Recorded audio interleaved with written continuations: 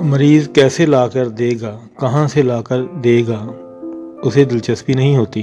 تم دیکھنا 8 سال میں یہ اسی رفتار کے ساتھ پیسہ کماتے ہوئے لاہور کا سب سے امیر ڈاکٹر ہوگا۔ فرقان اب جلال انصر کے بارے میں تبصرہ کر رہا تھا۔ سالار خاموشی سے سن رہا تھا۔ جب فرقان نے اپنی بات ختم کر لی تو اس نے کہا، اس کو قسمت کہتے ہیں۔ تمہیں اس پر رشک آ رہا ہے؟ فرقان نے قدر حیرانگی سے کہا۔ حسد تو میں کر نہیں سکتا۔ سالار عجیب انداز سے مسکرایا۔ یہ جو کچھ تم مجھے اس کے بارے میں بتا رہے ہو، یہ کچھ مجھے بہت سال پہلے پتا تھا، تبھی جب امامہ کے سلسلے میں اس سے ملا تھا۔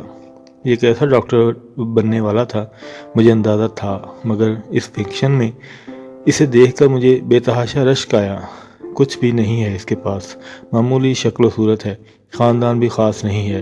اس جیسے ہزاروں ڈاکٹر ہوتے ہیں، لالچی، مادہ پرست، مگر قسمت دیکھو، امامہ ہاشم جیسی لڑکی اس کے عشق میں مبتلا ہوئی، اس کے پیچھے خوار ہوتی پھری۔ میں اور تم اسے کسائی کہہ لیں، کچھ بھی کہہ لیں، صرف ہماری باتوں سے اس کی قسمت تو نہیں بدل جائے گی نا؟ اور نہ ہی میری۔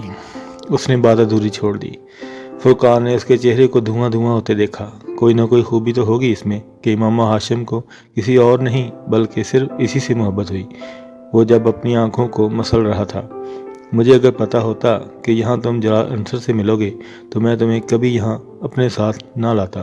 فرقان نے ڈرائیور کو گاڑی کو ڈرائیو کرتے ہوئے کہا، مجھے اگر پتا ہوتا کہ میں یہاں اس کا سامنا کروں گا تو میں کسی قیمت پر بھی یہاں نہ آتا۔ سالار نے ونڈ سکرین سے نظر آنے والی تاریک سڑک کو دیکھتے ہوئے افسردگی سے سوچا۔ کچھ اور سفر بے حد خاموشی سے طے ہوا۔ پھر فرقان نے ایک بار پھر اسے مخاطب کیا، تم نے اسے کبھی ڈھونڈنے کی کوشش کی؟ امامہ کو؟ یہ ممکن نہیں ہے۔ کیوں؟ میں اسے کیسے ڈھونڈ سکتا ہوں؟ کئی سال پہلے اس نے ایک بار ملنے کی کوشش کی تھی تو کوئی فائدہ نہیں ہوا، اور اب تو یہ اور بھی مشکل ہے۔ تم نیوز پیپر کی مدد لے سکتے ہو، اشتہاروں میں اس کے بارے میں۔ سالار نے قدر خفگی سے کہا۔ وہ تم مجھے پتہ نہیں ملے یا نہ ملے، مگر اس کے گھر والے مجھ تک ضرور پہنچ جائیں گے۔ شک تو ان کو مجھ پر پہلے سے تھا، مگر فرض کرو اگر میں ایسا کچھ کر لوں تو نیوز پیپر میں کیا اشتہار دوں، کیا کہوں؟ اس نے سر جھٹکتے ہوئے کہا۔ پھر اسے بھول جاؤ، فرقان نے بڑی سہولت سے کہا۔ کوئی سانس لینا بھول سکتا ہے؟ سالار نے ترکی بدرکی کہا۔ سالار، اب بہت سال گزر گئے ہیں، تم آخر کتنی دیر اس لا حاصل عشق میں مبتلا رہو گے؟ تمہیں اپنی زندگی کو دوبارہ پلان کرنا چاہیے۔ تم اپنی ساری زندگی امامہ ہاشم کے لیے تو ضائع نہیں کر سکتے۔ میں کچھ بھی ضائع نہیں کر رہا ہوں، نہ زندگی کو، نہ وقت کو، نہ اپنے آپ کو۔ میں اگر امامہ ہاشم کو یاد رکھتے ہوں تو صرف اس لیے کیونکہ میں اسے بلا نہیں سکتا۔ یہ میرے بس میں نہیں ہے، مجھے اس کے بارے میں سوچنے سے بہت تکلیف ہوتی ہے، مگر میں اس تکلیف کا عادی ہو چکا ہوں۔ وہ میری پوری زندگی کو ڈومینیٹ کرتی ہے۔ وہ میری زندگی میں نہ آتی تو میں آج یہاں پاکستان میں تمہارے ساتھ نہ بیٹھا ہوتا۔ سالار، سکندر کہیں اور ہوتا، شاید ہوتا ہی نہ۔ مجھ پر اس کا قرض بہت ہے۔ جس آدمی کے مقروض ہوں اس کو چٹکی سے پکڑ کر اپنی زندگی سے کوئی باہر نہیں کر سکتا، میں بھی نہیں کر سکتا۔ سالار نے دو ٹوک انداز میں کہا۔ فرض کرو دوبارہ نہ ملے، پھر؟ فرقان نے اس کی بات کے جواب میں کہا۔ یک لخت گاڑی میں خاموشی چھا گئی۔ بہت دیر سالار نے کہا، میرے پاس اس سوال کا کوئی جواب نہیں ہے، کسی اور موضوع پر بات کرتے ہیں۔ اس نے بڑی سہولت سے بات بدل دی تھی۔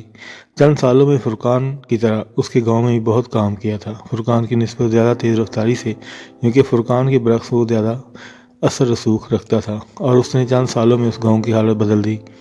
صاف پانی، بجلی، سڑک، کافی پختہ سڑک۔ اس کے علاوہ 2 سالوں کی کارکردگی تھی۔ تیسرے سال وہاں ڈاک خانہ، وزارتیں، دفتر، فون کی سہولت آ چکی تھی۔ چوتھے سال اس نے ہائی اسکول میں سپہر کی کلاسز میں ایک NGO کی مدد کے لڑکیوں کے لیے دستکاری سکھانے کا آغاز کیا۔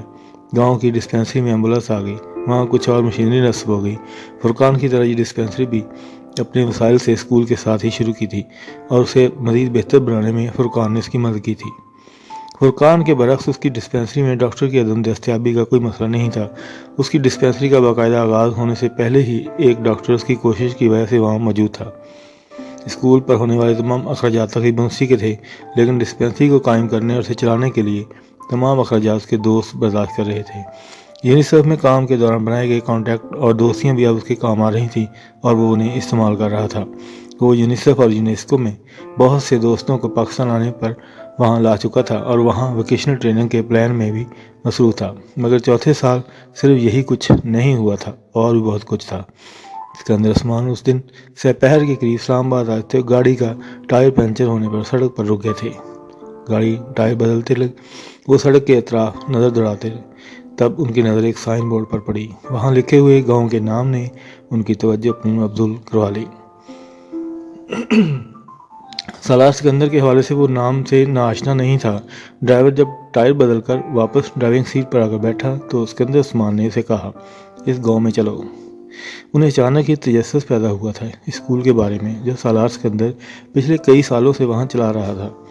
پکی سڑک پر تیز رفتاری سے چلتے ہوئے 10 منٹ میں وہ گاؤں کے اندر موجود تھے۔ آبادی شروع ہو چکی تھی، کچھ کچی پکی دکانیں نظر آنے لگیں، شاید یہ گاؤں کا کمرشل ایریا تھا۔ یہاں سے نیچے اتر کر کسی سے پوچھو کہ سالار سکندر کا اسکول کہاں ہے۔ اسکندر عثمان نے ڈرائیور کو ہدایت دی تو اس وقت اسے یاد آیا کہ اس نے کبھی اس کے سامنے اسکول کا نام تو لیا نہیں تھا، اور جہاں اس کی گاڑی موجود تھی وہاں آس پاس اسکول کے آثار نظر نہیں آ رہے تھے۔ گاؤں کے لوگوں کے لیے چند سال پہلے اسکندر عثمان کی گاڑی بے اشتیاق یا تجسس کا باعث بنتی، مگر پچھلے کچھ سالوں میں سالار اور فرقان کی وجہ سے وہاں وقتاً فوقتاً گاڑیاں آتی رہتی تھیں۔ یہ پہلے کی طرح ان کے لیے تعجب انگیز بات نہیں تھی، مگر وہ گاڑی وہاں ہمیشہ کی طرح گزر جانے کے بجائے وہاں کھڑی ہو گئی اور یکدم لوگوں میں تجسس پیدا ہوا۔ اسکندر عثمان کی ہدایت پر گاڑی نیچے اترتے وقت ایک دکان کی طرف گیا اور وہاں بیٹھے چند لوگوں سے اسکول کے بارے میں پوچھنے لگا۔ یہاں سالار سکندر صاحب کا کوئی اسکول ہے؟ الیکس کے بعد اس نے پوچھا۔ ہاں جی ہے، یہ سڑک کے آگے دائیں طرف مڑنے پر بڑی عمارت نظر آئے گی، ایک آدمی نے بتایا۔ ان کے دوست ہیں آپ؟ اس آدمی نے جواب میں سوال کیا۔ نہیں، میں ان کے والد کے ساتھ آیا ہوں۔ والد؟ اس آدمی کے منہ سے بے ساختہ نکلا اور وہاں بیٹھے ہوئے تمام لوگ یکدم اسکندر عثمان کی گاڑی طرف دیکھنے لگے۔ پھر اس آدمی نے اٹھ کر ڈرائیور سے ہاتھ ملایا۔ سالار صاحب کے والد؟ بڑی خوش قسمتی کی بات ہے، اس آدمی نے کہا، پھر ڈرائیور کے ساتھ گاڑی کی طرف آنے لگا۔ وہاں بیٹھے ہوئے باقی تمام لوگ بھی کسی معمول کی طرح اس کے پیچھے آ گئے۔ اسکندر عثمان نے دور سے انہیں ایک گروپ کی شکل میں آتے ہوئے دیکھا تو کچھ الجھن کا شکار ہوئے۔ ڈرائیور کے پیچھے آنے والے آدمی نے بڑی عقیدت کے ساتھ کھڑکی سے ہاتھ بڑھا کر اسکندر عثمان نے کچھ تذبذب کے ساتھ ہاتھ ملایا، جبکہ آدمی نے بڑے جوش و خروش سے دونوں ہاتھوں کے ساتھ مصافحہ کیا۔ اس کے ساتھ آنے والے دوسرے آدمی بھی یہی کچھ کر رہے تھے۔ اسکندر کچھ الجھن کے انداز میں انہیں ہاتھ ملا رہے تھے۔ آپ سے مل کر بہت خوشی ہوئی صاحب، ایک ادھیڑ عمر آدمی نے عقیدت بھرے انداز میں کہا۔ آپ کے لیے چائے لائیں؟ بوتل؟ وہ آدمی اسی جوش و خروش سے پوچھ رہا تھا۔ ڈرائیور اب گاڑی سٹارٹ کر چکا تھا۔ نہیں، کوئی ضرورت نہیں ہے، بس راستہ ہی پوچھنا تھا، انہوں نے جلدی سے کہا۔ ڈرائیور نے گاڑی آگے بڑھا دی۔ وہ آدمی اور اس کے ساتھ کھڑے دوسرے لوگ وہیں کھڑے گاڑی کو دیکھتے رہے۔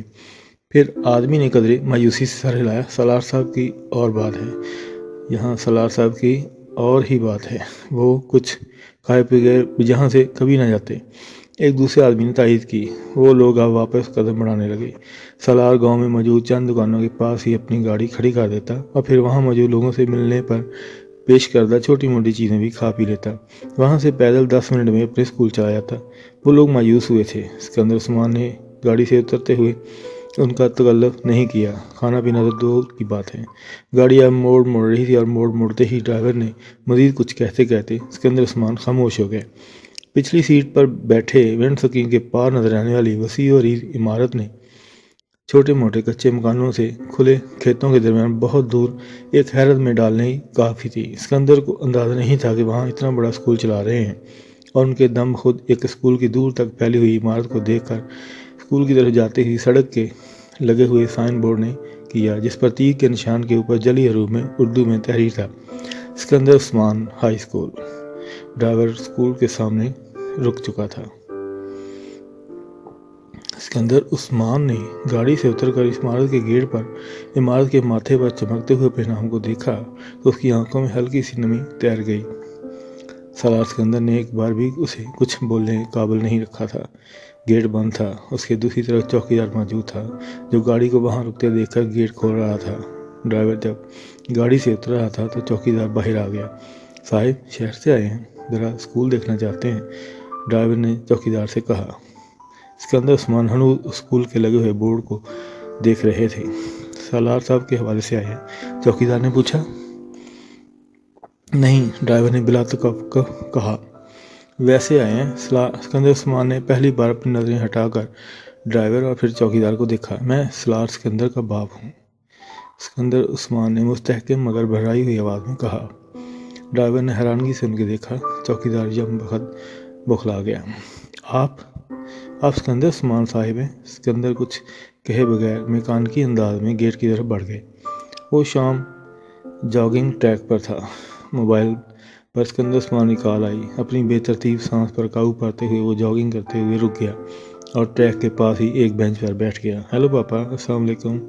وعلیکم السلام۔ ٹریک پر ہو؟ انہوں نے اپنے پھولے ہوئے سانس سے اندازہ لگایا۔ جی، آپ کیسے ہیں؟ میں ٹھیک ہوں۔ ممی کیسی ہیں؟ وہ بھی ٹھیک ہیں۔ سالار ان کی طرف کچھ مزید پوچھنے کا انتظار کر رہا تھا۔ دوسری طرف اب خاموشی تھی۔ پھر چند لمحوں کے بعد وہ بولے، میں آج تمہارا اسکول دیکھ کر آیا ہوں۔ ریئلی؟ سالار نے بے ساختہ کہا۔ کیسا لگا آپ کو؟ تم نے یہ سب کیسے کیا سالار؟ کیا؟ وہ سب کچھ جو وہاں پر ہے؟ پتہ نہیں، بس ہوتا گیا۔ مجھے پتا تو میں آپ کو خود ساتھ لے جاتا۔ کوئی پرابلم تو نہیں ہوئی آپ کو؟ سالار نے تشویش کا اظہار کیا۔